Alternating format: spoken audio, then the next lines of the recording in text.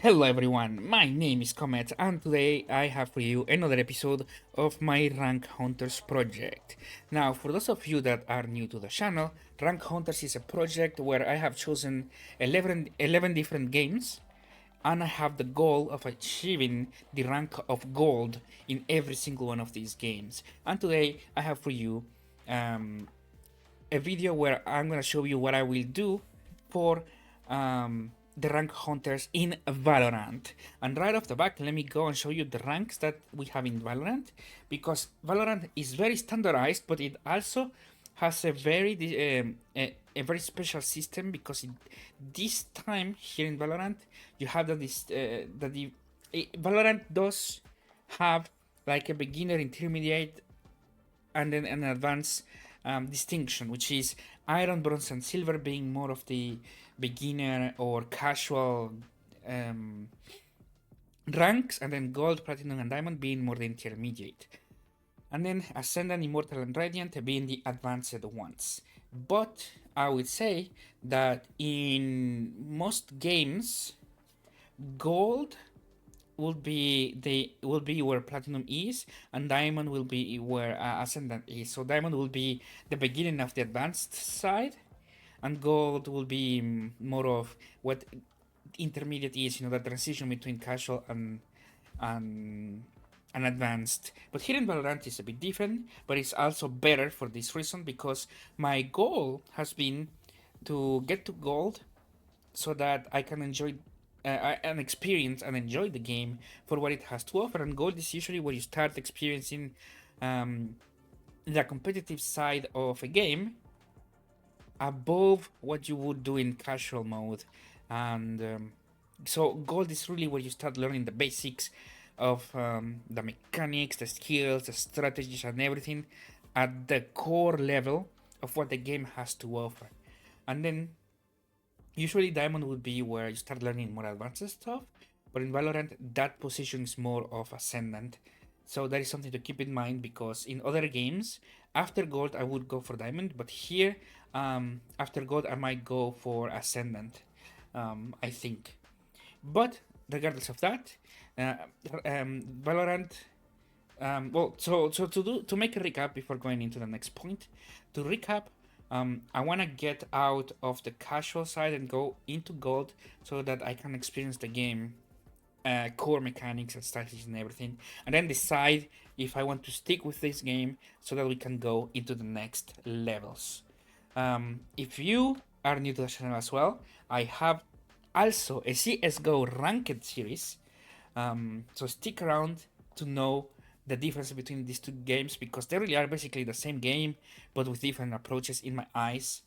It's not like Dota and League of Legends. Dota and League of Legends, they look similar, but once you start playing, it's so much different. And in this game, however, it's not the case from what I have experienced. I played Valorant when the closed beta was around, and I think it was just before the rankeds was released, and I went all in. At the time it was only pro players, streamers, YouTubers, and other high level players that were playing, and it was really fun. Obviously, the game has changed massively since then. There's a lot. I think there's a lot of new maps. There's a huge amount of new characters as well, and I'm very excited to learn them because I know what Valorant is capable of doing, or what you're capable of doing in Valorant, and I think it's fun. I would say, however, that the account that I'm gonna be using is my main account. Was not the provisional account that we used back then. So this one is literally level 1, I think. Yeah, level 1 account. Look at this. And therefore, I have to start from the very, very basics. And I do have a plan to what I'm gonna do. First off, I think it's gonna be 100% learning the maps, how they look like, how they basically, I need to learn how a map even looks like so I can know where I can be at each time. And therefore, I will be playing unrated. because competitive is locked.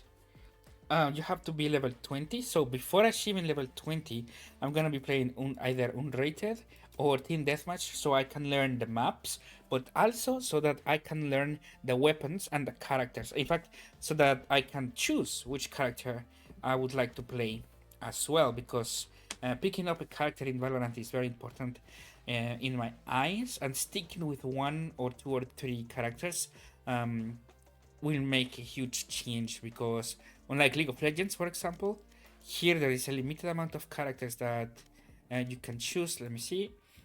Right here, I think there's only 21 characters, and a lot of them do the same thing, but sometimes you will need a different type of role. And here in Valorant, you have a very defined role, and that is something that I like. Something that I like a lot. So, for example, Chamber and Cypher, they are both sentinels.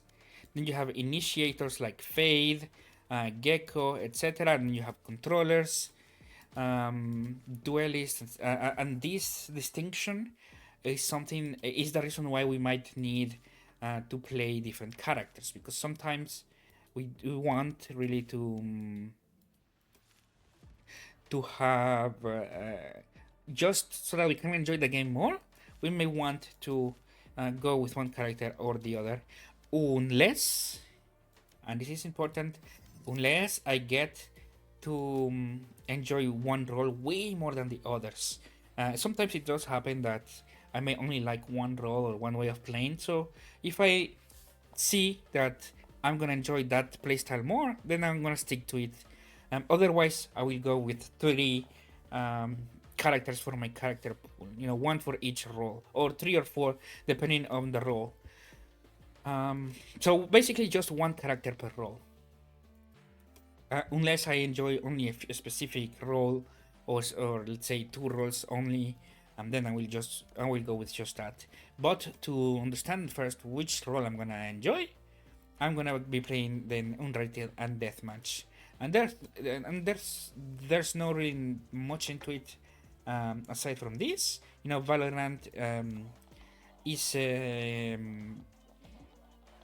game that I do have experience on from previous um, seasons, especially from the beta. The beta, I think, was it was in my eyes, it wasn't that long ago, but it was indeed quite a long time ago.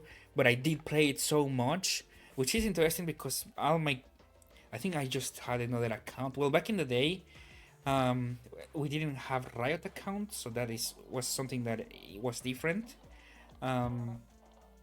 So I imagine that it was not linked to this account, but I was pretty high level. I think I reached the max level. If there is a max level, I don't remember. I remember they did release a season pass back then. And it was really cool, not gonna lie. But I was pretty high level. That's the only thing I remember. I don't remember if there was a cap on them. There might be. I don't really remember though, but it was at least on the season pass, that's for sure. Anyways, so that's what I'm gonna be doing. I will try to learn the maps, the weapons, and the characters on unrated and deathmatch, and then I'm gonna come back and tell you my decision on which characters I'm gonna be picking and which weapons I'm gonna be picking as well for my strategies. Because after all, this is a competitive game, and not all is about mechanics.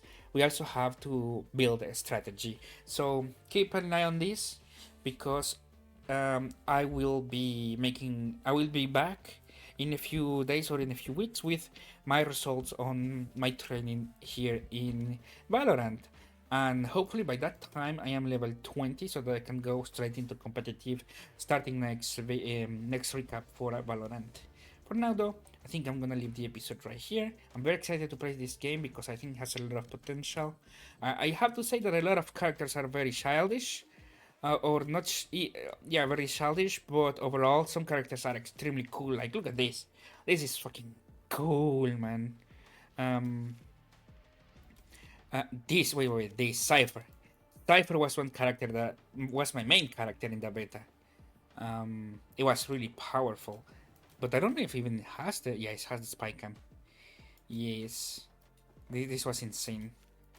Cause like I think no other game has the camera system like this thing has, and that thing was a complete game changer back in the day. Because what you would do is you would take Cypher, and then with this thing you will just rush, and nothing could stop you. Literally, it was amazing. I know that Jet is now basically the best character in the game. Um, I will test it to see if they change anything. Jet was. I don't remember if it was back then. This was definitely back there. Back then. This was definitely back then. Viper was back then. Reina was back then. Omen was there. Race was there. And then I think Chamber could have been the first one. I don't remember. This was back then. Jet might have been back then. I just don't remember her. I do know that people tend to mention Alice is the best character in the game, though. Or something like that. It's a duelist. But yeah, Phoenix and Cypher was pretty fun. We used to play with people. What you used to do is you threw your camera, and if someone was there, in a split second you would go with Phoenix, boom, flash, and then you rush, and then basically nothing they could do to defend against that. We didn't have as many characters back then. That's for sure. We have like 10 characters at most. I don't remember. But now I know that there's a lot of cool characters. Honestly, I was looking at this one, Hardball. If this was released back then, it would be tier S with so much utility. Or I was testing it, and this Astra, what this character can do is insane. But I think people say that it's not that powerful, right? I would have to obviously play more and test. But just from what I saw, it looks amazing with the potential that you could do with it. But then again, it comes down to the numbers, and if the numbers are not high enough, it doesn't matter what you can do. You would not be top tier. And I think that's about it. I'm very excited to play this game. It's been a long time. But yeah, for now, thank you guys so much for watching. I will see you in the next episode or in the next video, which I don't know exactly what I'm gonna do for the next video. But what I know is that it's time to grind these games. Thank you guys for watching. My name is Comet, and I am signing out. Peace.